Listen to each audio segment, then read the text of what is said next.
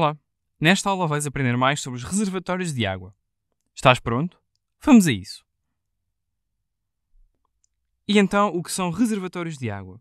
Os reservatórios de água são formações geológicas que permitem o armazenamento de água. Dentro dos reservatórios de água existem os aquíferos.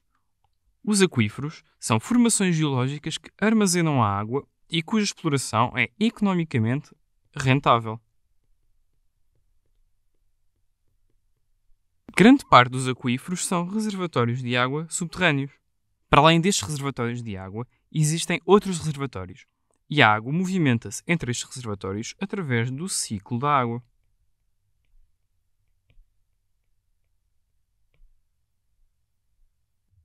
A capacidade de armazenamento de água nos aquíferos depende de duas características: a porosidade e a permeabilidade.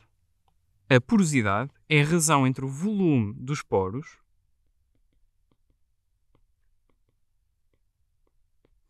e o volume das rochas que constituem o aquífero.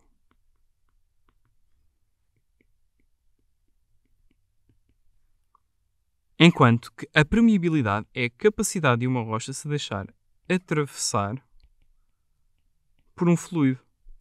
Neste caso, quando estamos a falar do armazenamento de água, este fluido é a água. A água fica então armazenada nos poros de uma rocha. As rochas, de acordo com a sua porosidade, podem ser classificadas em dois grupos. Podem ser classificadas como rochas porosas ou então como rochas fraturadas. Vou começar por falar das rochas porosas. As rochas porosas são rochas sedimentares com poros entre os seus detritos. Não te esqueças que é nestes poros onde se armazena a água. Os poros são os espaços vazios entre os detritos e é nesses espaços onde pode haver o armazenamento de água. A dimensão destes poros vai variar com a dimensão e com a compactação destes detritos. Detritos de grande dimensão e com uma rugosidade homogénea, como podes ver aqui na figura, pela letra A, vão fazer poros de grande dimensão.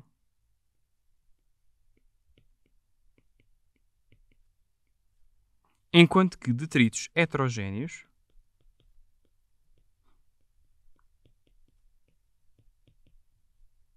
como podes ver aqui na figura na letra B, vão originar poros pequenos.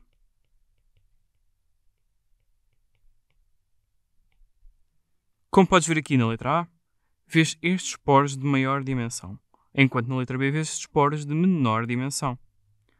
Ou seja, nos poros de maior dimensão pode ser armazenada mais água,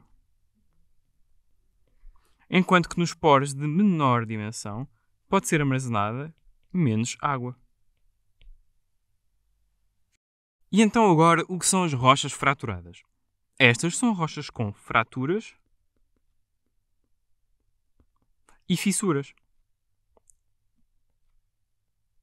Estas rochas não são rochas sedimentares. Neste caso, a água vai se armazenar nas fissuras e nas fraturas. As fraturas nas rochas são provocadas pela ação química ou pela ação mecânica. Ora, vamos aqui identificar algumas fraturas. Aqui, na letra A, podes ver que as fraturas são de maior dimensão. São estes espaços vazios formados pela ação mecânica ou pela ação química. Enquanto aqui, no B, vemos fraturas de menor dimensão, mas também formadas por ação química e pela ação mecânica. Vamos agora falar da permeabilidade, que é outro conceito que pode ser aplicado às rochas.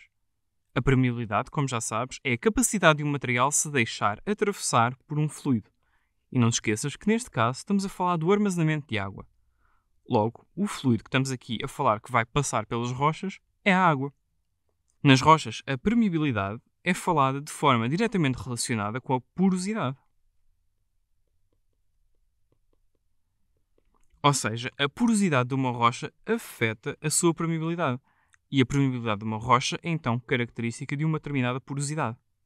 Ora, vamos ver dois tipos de rochas. Rochas que têm muitos poros e que os poros estão ligados entre si. O que é que significa isto dos poros estarem ligados entre si? Significa que vários poros estão juntos e formam espaços vazios de maior dimensão. Ora, então muitos poros e poros que se conectam aumentando o seu volume vão fazer que a rocha tenha uma permeabilidade elevada. Agora, poucos poros de pequenas dimensões, ou então não conectados entre si, vão gerar rochas pouco permeáveis. Vão ter uma permeabilidade baixa. Vamos agora ver dois exemplos. Vamos começar pela areia. A areia tem muitos poros e estes conectam-se entre si. Logo vai ser uma rocha porosa, porque tem muitos poros, e estes vão se conectar entre si. Por isso vai ser uma rocha permeável. Enquanto que a argila, o outro exemplo que tenho para mostrar, tem muitos poros, mas estes não estão conectados entre si. Existem poucas ligações entre si. Por isso, esta rocha vai ser uma rocha porosa e não permeável.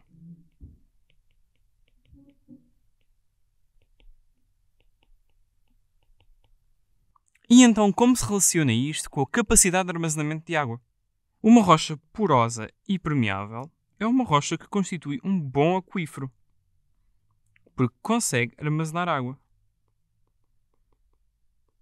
Enquanto que uma rocha porosa e não permeável é um mau aquífero, porque não consegue acumular água. Vem agora ver como é constituído um aquífero. Um aquífero é constituído por duas zonas principais, que estão representadas aqui pelo número 4 e pelo número 5. O número 4 diz respeito à zona de areação.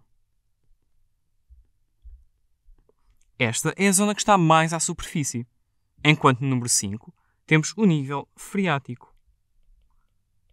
O nível freático é aquele que está numa maior profundidade. A zona de areação é constituída por rochas porosas, mas que têm nos poros ar e água.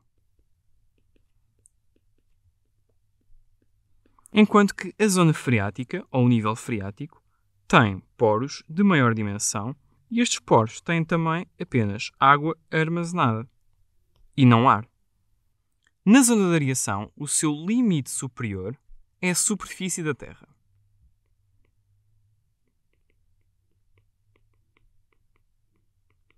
Enquanto que no nível freático, o seu nível superior coincide com o nível inferior da zona de areação. Neste caso, este chama-se o nível freático.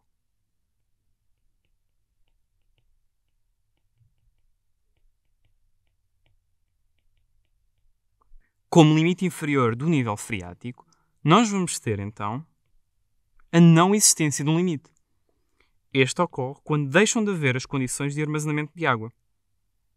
Ora bem, vamos agora ver outro detalhe. Vamos olhar para o nível freático. O nível freático não é sempre fixo. Este pode variar de acordo com as alturas do ano. No inverno, o nível freático aumenta, podendo estar mais perto da superfície. Enquanto no verão, este nível pode diminuir e estar mais longe da superfície. Isto ocorre devido à variação e às mudanças que ocorrem da meteorologia. Neste caso, quando existe maior queda de água no inverno, o nível freático sobe. Mas no verão, quando há seca e não há tanta precipitação, o nível freático desce. Existem dois tipos de aquífero, que estão aqui representados pelo número 1 e pelo número 2. O número 1 diz respeito a um aquífero livre, enquanto que o número 2 diz respeito a um aquífero cativo. Ora, vamos então agora ver como é que estes variam. Um aquífero livre, não esqueças, estamos a falar do número 1, tem como material no limite superior, neste aqui, um material permeável.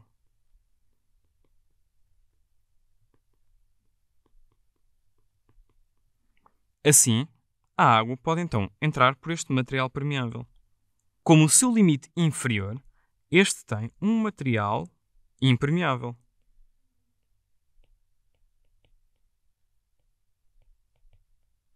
O material impermeável vai ser responsável para que não haja perdas de água para outros níveis inferiores.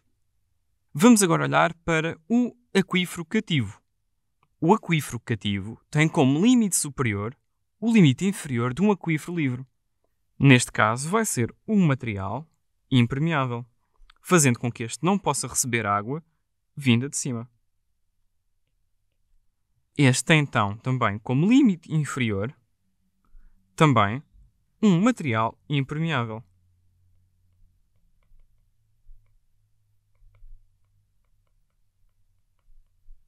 Ao ser limitado por duas camadas impermeáveis, este aquífero está cativo entre duas camadas que não permitem a entrada nem a saída de água. A sua entrada e saída de água podem ocorrer por zonas de menor permeabilidade.